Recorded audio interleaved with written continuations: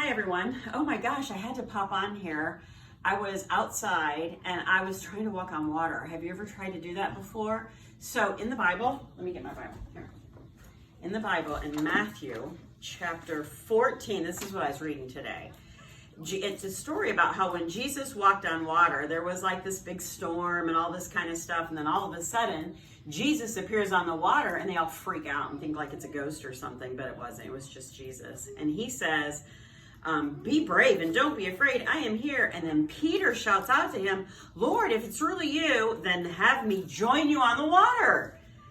Come and join me, said Jesus. So I was like, well, if Peter can do it, I can do it. So I went outside. It wasn't storming though, but I went outside and I filled up like my baby water pool and I got on the water and I said, okay, Jesus, here I come. And you know what happened? I slipped and fell in the water, and that's why my hair's all wet.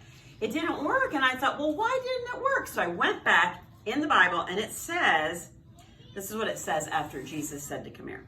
So Peter stepped out onto the water and began to walk toward Jesus. But when he realized how high the waves were, he became frightened and started to sink. Save me, Lord, he cried out. Jesus immediately stretched out his hand and lifted him up and said, what little faith you have. Why would you let doubt win? At that very moment, they both stepped into the boat. The raging wind ceased. Then all the disciples crouched down before him and worshiped Jesus. They knew he was truly the Son of God. So I thought to myself, why did I sink when I asked Jesus to help me?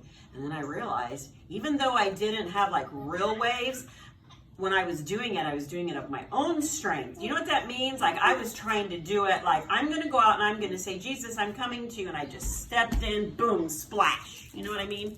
And then you get all wet.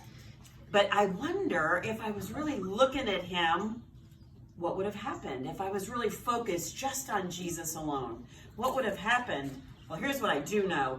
In my life, in my own personal life, when I have, how do I say, waves or storms or maybe things that are uncomfortable for me, things I don't like or something going on, I don't know. Like, for example, my kitty cat just went to be with Jesus. And that was hard, but do you know how I got through it? I just kept looking at Jesus. I kept talking to him.